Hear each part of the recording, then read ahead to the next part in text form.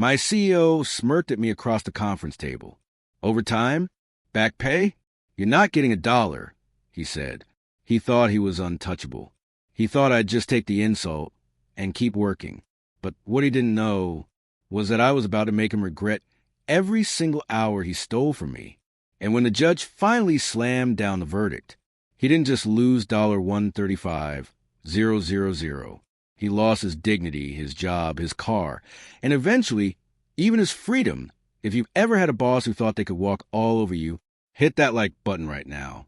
Because today's story is justice, karma, and revenge all mixed into one. And trust me, you're going to love every second of it. That I had just joined a small tech startup. Mediocre salary, no paid overtime, long hours. But the work was exciting. It felt like a place where I could learn, grow, and build something meaningful. We had a plan. Work hard, reevaluate after 3 months, get yearly raises, get compensated for overtime later. It all sounded reasonable. And I believed them. Call me naive. But sometimes you just want to trust the people you work with. For the first few years, things were good. We grew fast. We had 10 solid clients, money flowing in, and several more trialing. I poured my life into that company. Late nights, weekends, emergency fixes at 3 a.m. You name it, I did it.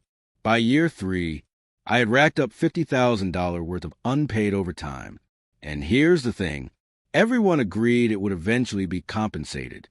It was even written in company emails. So I felt safe. But safe doesn't mean smart, especially when you're dealing with greedy people. Whenever I brought up the overtime pay, the CEO said, Of course we'll sort out soon. Weeks became months. Months became years. Excuse after excuse. Cash flow is tight.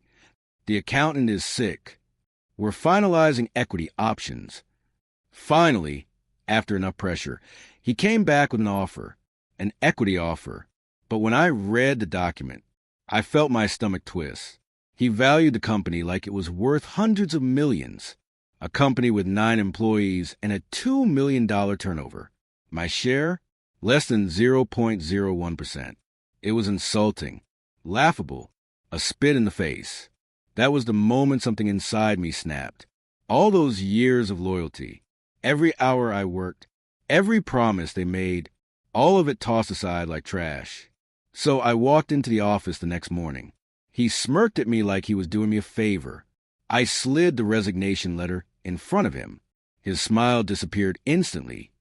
See, the CEO had refused to update my contract, which meant I was still technically on a 1-month notice period, and I had a huge balance of unused paid leave. Translation?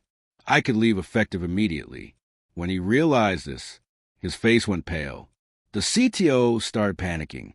The CEO stuttered something like, W8, we can renegotiate. But it was too late. I picked up my bag, walked out the door, and didn't look back. The next day, I sent a registered formal demand letter for my unpaid overtime. They rejected it, but I expected that. So I sent another letter, more detailed, more legally precise. Rejected again. Their excuse? It was discretionary. And technically there is no overtime. They underestimated me. They assumed I'd let it go. They assumed I wouldn't fight. They assumed wrong. Because I'd already consulted an attorney. And legally, every single hour I worked, every email, every promise, it was all evidence. And here's the kicker. The law said employers owe 9% APR above the base rate, compounded daily. That's 12 to 12.5% interest. Every day that MY attorney explained we could win easily, within a few weeks, even, but then I asked him something evil.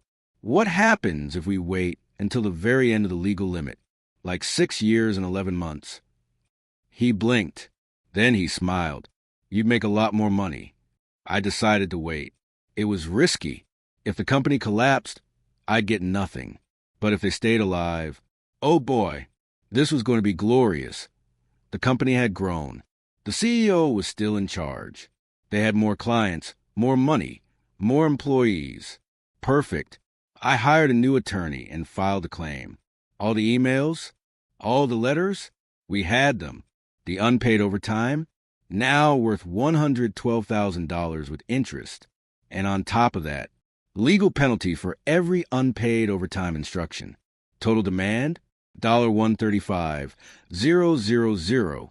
When he received the filing, he called me, screaming, cursing, threatening. He lost his mind. But what he didn't know, I was expecting this, and I recorded the entire call.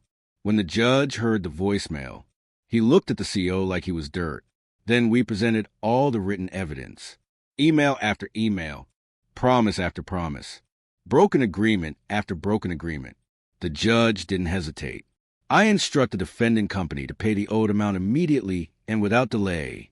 Additionally, the company will cover all legal fees. Case closed. Boom. They were done. They also got slapped with a full audit from the Department of Labor. The CEO was humiliated, destroyed, furious. And that night, he went drinking. He got so drunk, he crashed his brand new Mercedes into another car. Got a DI. Lost his license. Insurance refused to pay because he was intoxicated. His shiny car? Totaled. His ego? Shattered. His wallet? Bleeding. And me? I got my $135,000. Every penny. Years of exploitation. Years of broken promises. Years of disrespect. All paid back with interest. Literally. He thought he could walk all over me. He thought I wouldn't fight. He thought I was just another disposable employee. But he learned the hard way. Never underestimate the quiet ones. We're the ones who keep receipts. Looking back, I didn't just win money. I won my dignity, my peace, and the satisfaction of watching karma do her job beautifully. If this story made you smile even a little, hit that like button. Tell me in the comments, what's the pettiest, most satisfying revenge you've ever seen? And of course, subscribe for more crazy revenge stories, just like this one. Because trust me, there are plenty more to tell.